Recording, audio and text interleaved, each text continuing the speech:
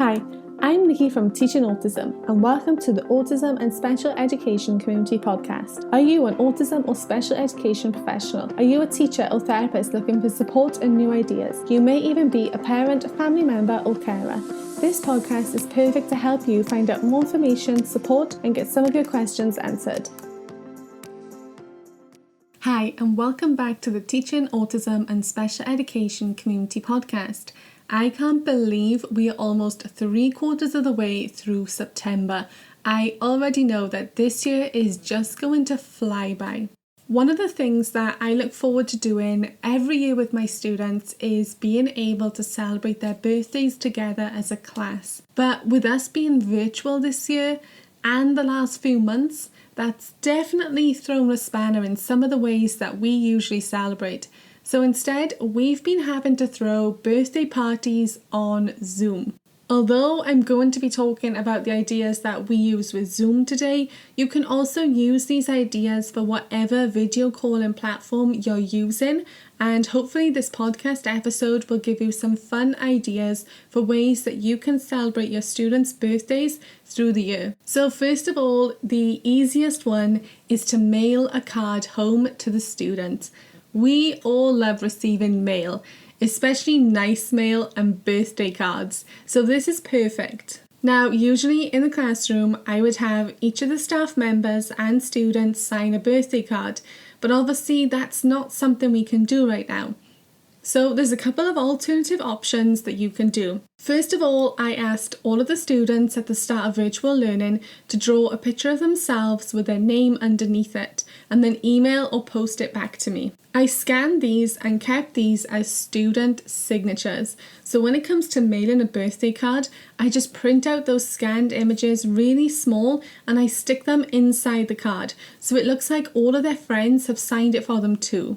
Staff all decided to mail their own cards to students separately to avoid trying to find ways to sign the same card, and the students really enjoyed getting numerous cards from all of their teachers. There's also the option for an e-card, so a birthday card that's online. You can go on a bunch of different websites and create your own birthday e-cards for free. You can import scanned images like the ones I talked about earlier with the students' faces and names, and then email it to that student on their birthday. Finally, an option that many of our parents requested was for parents to be given each other's addresses so they could mail their own birthday cards to the students. This was a little trickier regarding permission because you are giving out valuable data. So first of all, I spoke with my management to make sure they were happy with the plan that I had for doing this. When they were, then I started to put the plan into action. So I started by speaking to each of the individual parents and I asked them if they were happy for their child's address to be shared or their email address for the e-card option. All of them were happy for it. So when it came to a student's birthday, I would just email the parents, and you can choose. You can either email the parents that student's address to all of them, or you can give the email addresses of the parents to the birthday child's parents, and then they can send their address to everyone instead. For this, it's just really important to make sure you have the relevant permission from everyone involved. Next is a birthday Zoom call. So I sent invitations via email to each of the students for each birthday that we were celebrating. The birthday child received their own invite mailed to the house, so they got a physical invite. This would invite them to their very own private Zoom call with just the staff, and we all had our own private birthday breakfast before the Zoom call started. This was a huge hit. They got to have our undivided attention for 15 minutes.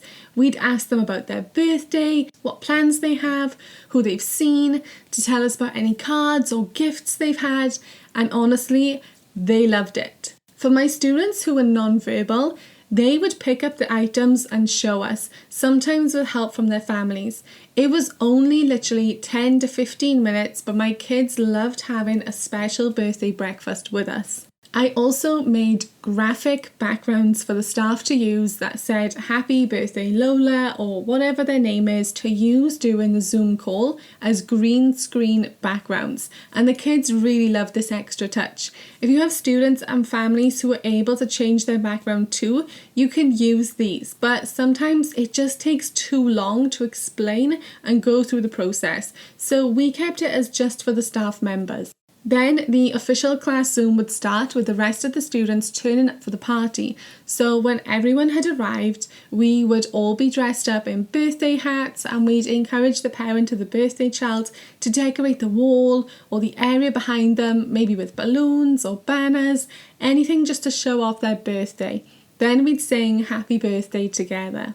Now, in the classroom, we used to get small gifts for every student's birthday, but this has proven to be a little trickier with everything going on.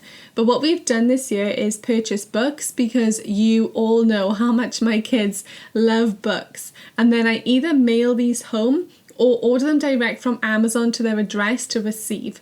The main things to remember if you're doing this is to just remember about everything that's going on, try and avoid getting foods and stuff like that, which may make family members nervous right now. If you've listened to previous podcasts or attended any of my recent webinars, you will have also seen that I have been loving using virtual reward books with my students. And for their birthday, they get a birthday themed reward sticker to add to their virtual book. And this has been a lot of fun for kids to collect. Next, we would let the birthday child choose what book they wanted to be read and who by. So what I did was get staff members to hold up 2 book options each, talk about them briefly, and then the student got to choose which book they wanted to be read by who. After this, we had a dance party. So my kids love dance parties and discos, and we even incorporated some games into it, like musical statues, where if the music stops, they have to stop dancing and stay as still as possible. As well as copying dance moves, the kids love this free time and being able to have their own disco at home. Finally, at the end of the session, we would ask parents to give their children some sort of treat. So whether it was a chocolate bar or a cupcake, and we'd all sit down and enjoy it together. The birthday child usually shows off their birthday cake at this point and eats it in front of us all. Then we take it in turns to all say something that we really like about the birthday child, something that makes them special.